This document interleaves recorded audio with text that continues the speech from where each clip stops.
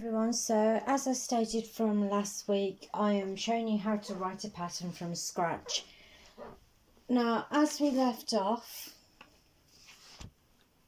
that was what we had written out, the basic dimensions of what we wanted and how we're going to get it. Now, I decided that 40 of 40 was a bit too much for the cuff because of the large increase that we wanted to do. So we're going to do 20 of 0 and let's see how that works out. That's on either side. Now, we're going to start off with the back, so that way we know where the centre is for the neck hole. I've started off by casting on 20 over one side of 0. Just a basic cast on. Nice loose one, so I can cast on stitches later to create the cuffs that we talked about that I highlighted in pink. I have done 3 rows. And then I believe I'm going to start my increase. Again, it doesn't matter if I leave not enough space, because I can make the cuff as long as I want when I come back to it, which will be knitted the right way round. So, given the fact that this is a work in progress, let's start filling out our paper. So, cast on 20 of 0 stitches, because we're not going for 20 of 20, we're going 20 of 0. So let's cross that out. 20 of 0 stitches, and we're going to go for knit. This is where my spelling kicks in. Knit 3 rows, and then we are going to start an increase,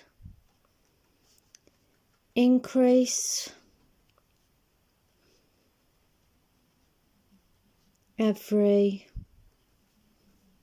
other row. Now, I don't know how many stitches I want yet, because I'm not sure of the length.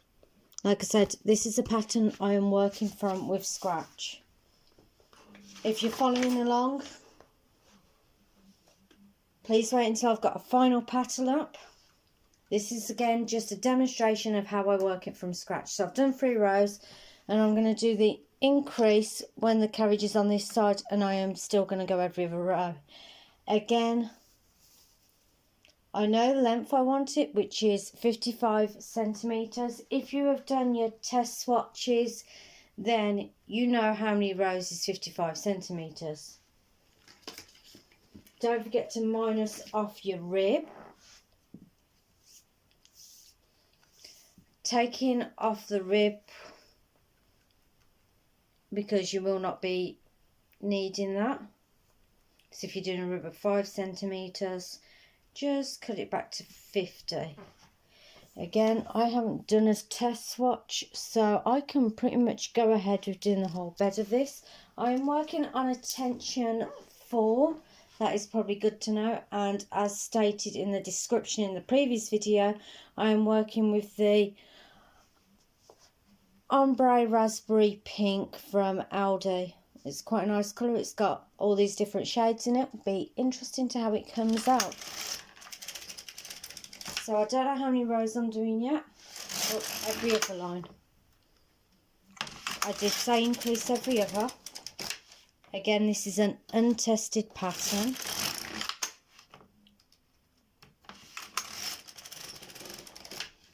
So I'll get back to you once I've done all my increases. I'm only increasing when the carriage is on this side. Otherwise it can all come undone.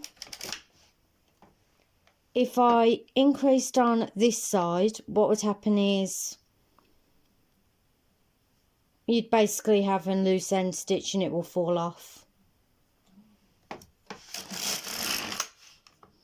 Don't forget your weights. Your weights are important. At the moment, that is holding that piece quite taut. I'll have to move it up after this next one. So far, I am on 14 rows, 15, so I'm increasing every odd row. And that's what we look like at the moment. So that will be from the wrist onwards. Like I said, this is a sideways pattern that I am planning.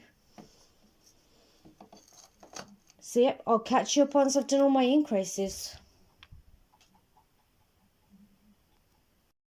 Okay everyone, I said I would catch you up after I got to doing all the increases.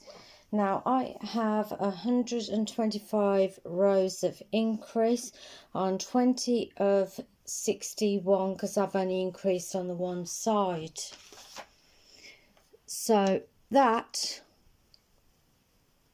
is your sleeve.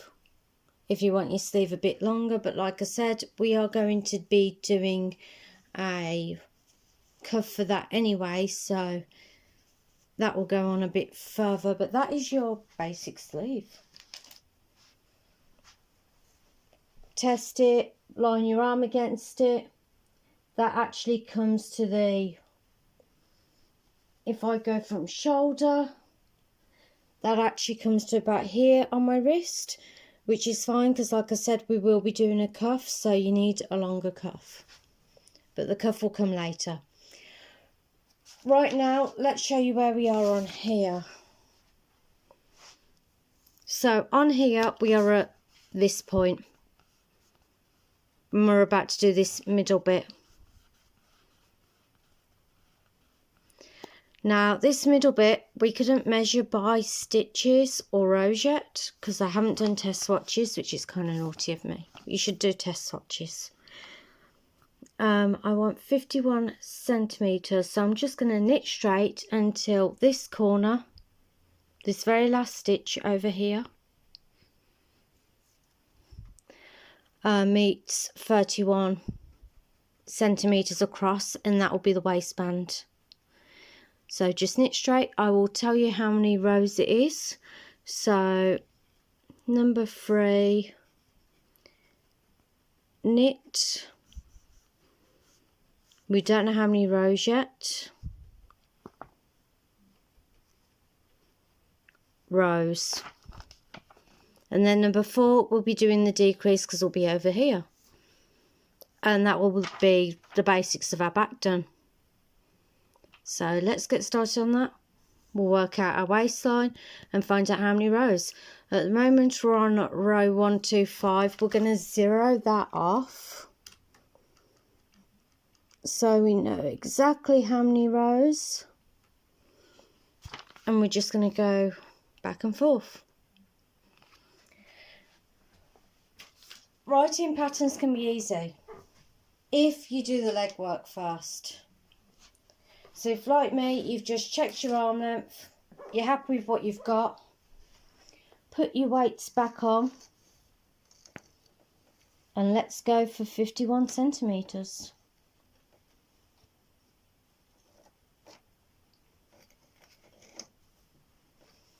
The reason we are doing the back first, like I said, is this way we can work out the exact middle, so we know when to start losing stitches on the neck side to make the round neck.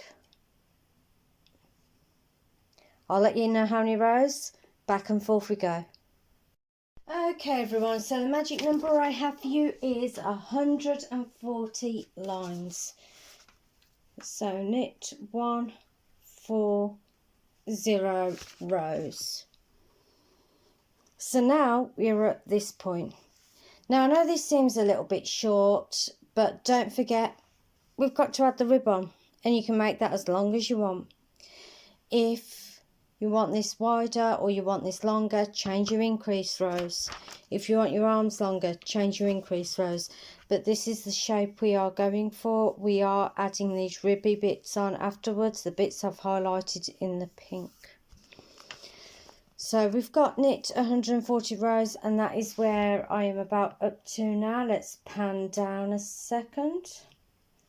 So we have got our arm, the start of it where our wrist is. Please excuse the hay, I have a bunny rabbit, which is what was making all the rat kit in the last video.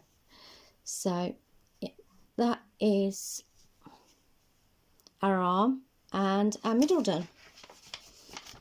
So we've come past this. So 140 rows, well, remember that number, because we need to halve that to find the centre and then minus off the amount that we need either side, and that will be for the front, but at the moment we are still working on the back. So just so I know what I'm doing, let's write back here. So step number 4, we're going to start a decrease, and you want to keep it going with how you did in step 2. So you want to decrease back to the 0, which will bring you back to your arm, which is a lot of decrease. So we need to decrease for 125 rows. So set the row counter back to 0, just so you can keep yourself back in check. Now, for those of you that don't know how to decrease, I will do a couple with you and show you what we're doing. I have lost my pen lid. Not important. I'll probably need it again in 10 minutes.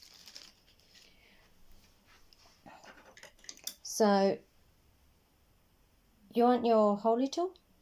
You preferably one with just one on the end. These are brilliant. They pick up drop stitches. I love these. Comes with a kit straight out the box. Talked about them in the first video actually.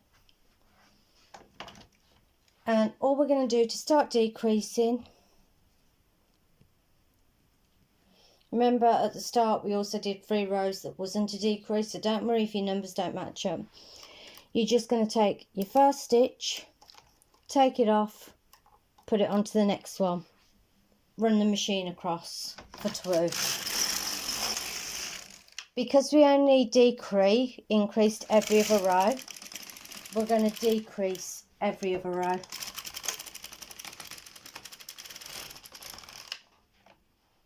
So that was the first decrease, which is 2 lines.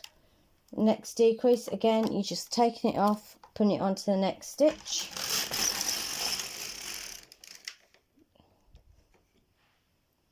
I am coming to the end of this ball, so it is knotting up at the top of my machine.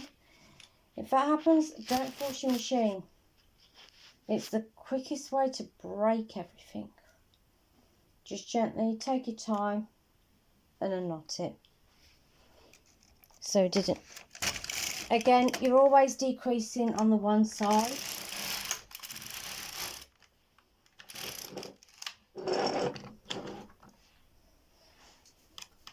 So that was a normal row, and we're going to decrease again.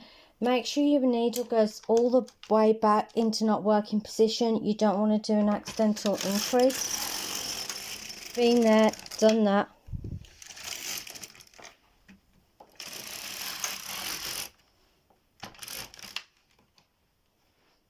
And you're just going to keep decreasing across. Right, I'll see you back when you're back to the 0 and you've only got 20 stitches on.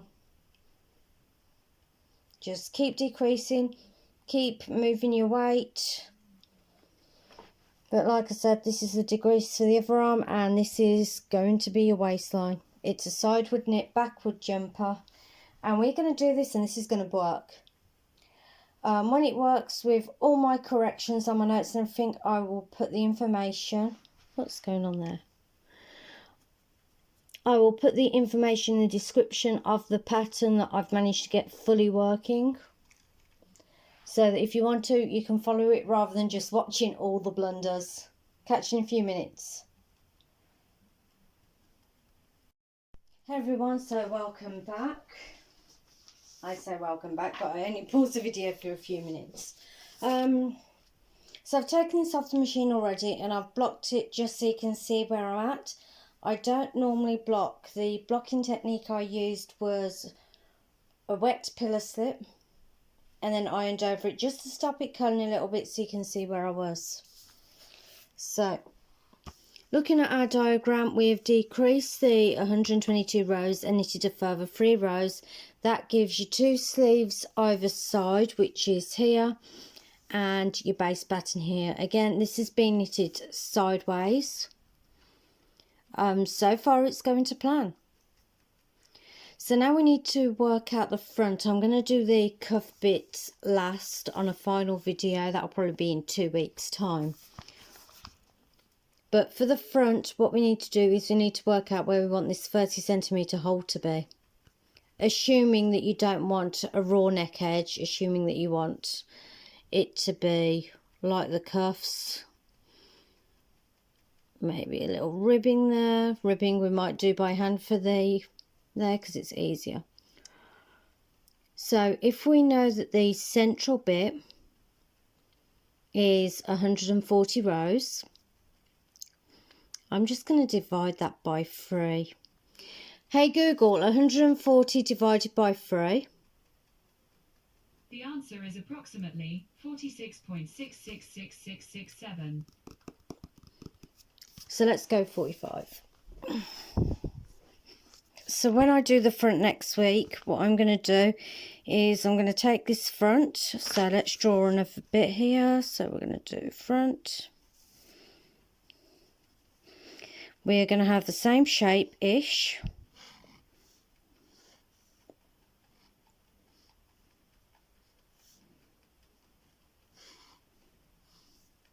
Going to have the hole there though.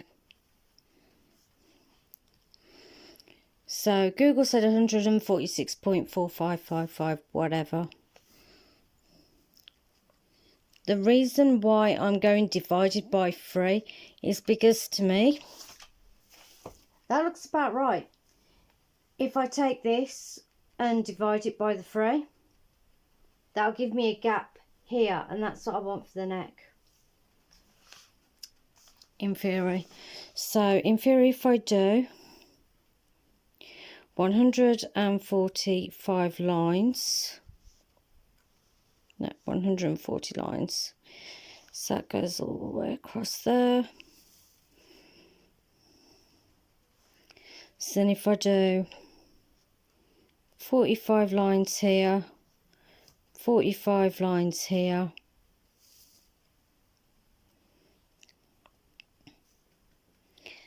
that's 80, 90, so that gives us 50 lines here to start a decrease of the neck. So that's our back done. I'll catch you next week for the front. And let's hope this works out, because I really want to wear this. The front will be pretty much the same as the back, apart from the neck hole opening. If you do want just a straight neck hole opening, leave a little bit more gap for your head, and do it the same as the back. But this is how I write a pattern, people. See you next week.